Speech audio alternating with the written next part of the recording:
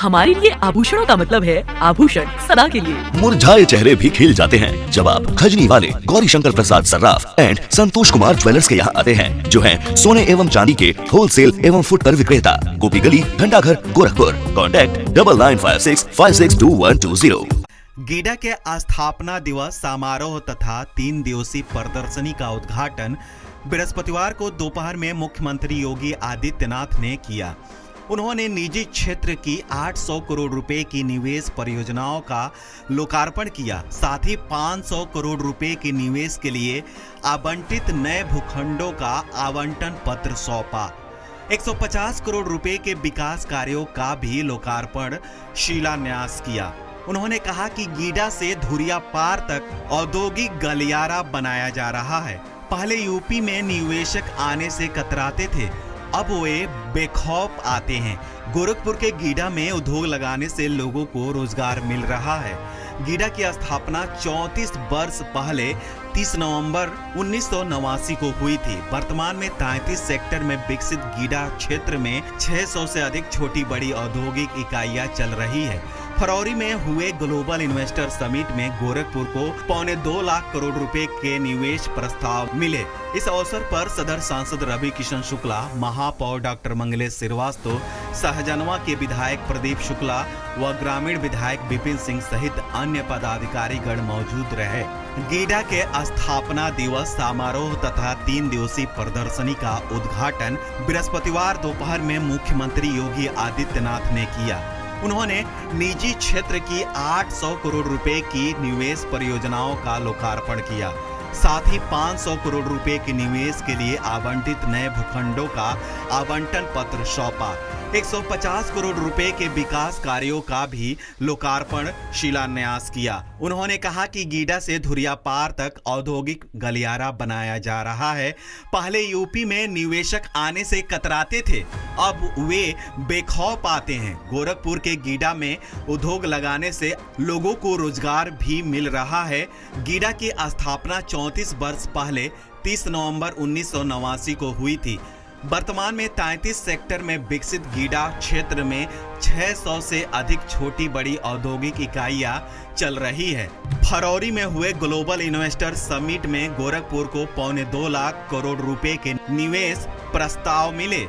इस अवसर पर सदर सांसद रवि किशन शुक्ला, महापौर डॉक्टर मंगलेश श्रीवास्तव, सहजनवा के विधायक प्रदीप शुक्ला व ग्रामीण विधायक विपिन सिंह सहित अन्य पदाधिकारीगण मौजूद रहे। पूज्य महाराज जी ऐसन शंभू बाड़न गुरु गोरक्षनाथ के सेवक और उत्तर प्रदेश के एक एक जनता, एक एक परिवार, एक एक माई बच्चा खातिर निरंतर चिंतन करे वाले हमारे पूज्य महाराज जी। ऐसे महाराज जी, ऐसे उत्तर प्रदेश के मुख्यमंत्री के चरणों में हम वंदन अभिनंदन करत है। गीडा की पावन धरती पर जहां आज करोड़ों करोड़ों का निवेश हो रहा है, जोरदार ताली के साथ हमारे पूज्य महाराज जी का स्वागत होके के चाहिए। भैया हो, बहुत कम लोग होते हैं जो निरंतर सोचते रहते हैं। जैसे यशस्वी प्रधानमंत्री मोदी जी, वैसे ही हमारे पूज्य महाराज जी। कैसे भला हो जनमानस का, उद्योग का, उद्योगपति का रोजगार मिली, मजदूरी लोगन के मजदूर मिली, काम मिली, बाल बच्चा का परिवार चली। गीडा कभी सोची यहां पर पिछली सरकार में अखिलेश यादव जी यहां पर कब्रिस्तान बनाने जा रहे थे। आज क्या बन गया गीडा?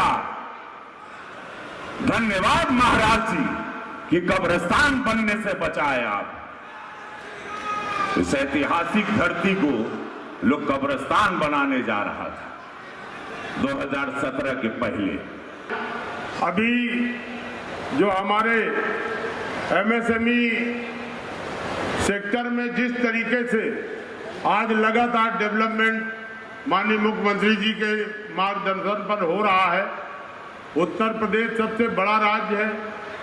लगभग 96 लाख एमएसएमई इकाइयां हैं जो 5,33,00,000 देश में कुल इकाइयों में लगभग 14% की हिस्सेदारी हमारे उत्तर प्रदेश की है। सबसे बड़ी जनसंख्या वाला उत्तर प्रदेश, ये जो लगातार माननीय मुख्यमंत्री जी के नेतृत्व में लगातार विकास की ओर बढ़ रहा है, उसी के चलते अभी फरवरी माह में जो ग्लोबल इन्वेस्टर समिट का एक कार्यक्रम माननीय मुख्यमंत्री जी के द्वारा आयोजित हुआ लखनऊ में, जिसमें पूरे देश दुनिया और प्रदेश में जितना निवेश के लिए लोगों ने इच्छा जताई, आज तक कभी उत्तर प्रदेश की तरफ इतना भरोसा नहीं था।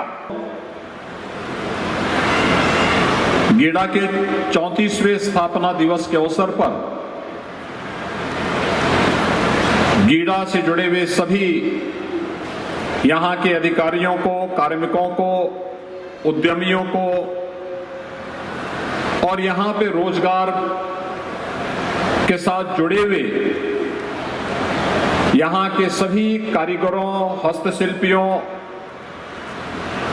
और यहां के अन्य सभी कामगारों को भी मैं हृदय से बधाई देता हूं।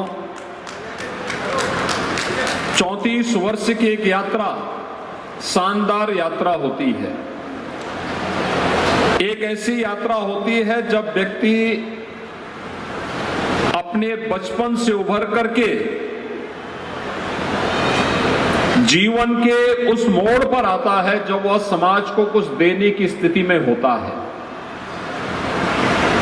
जैसे मनुष्य के जीवन के 4 चरण होते हैं। पहला चरण जब वह मां बाप पर आश्रित रहता है, लेकिन उस दौरान उसका प्रशिक्षण भी होता है अगले चरण के लिए।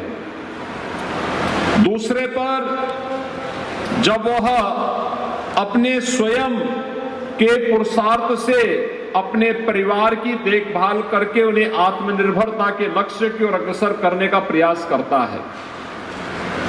तीसरे चरण में वह समाज के लिए पूर्ण समर्पण भाव के साथ उसे कार्य करना चाहिए और चतुर्थ चरण में पूरी तरीके से वह समाज पर निर्भर होकर के फिर अपने गति को आगे बढ़ाता है।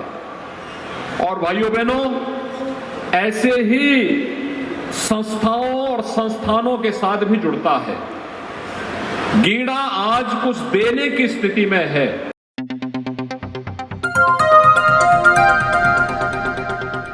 बजाओ जरा झूम के बजाओ, बजाओ बजाओ जरा झूम के बजाओ।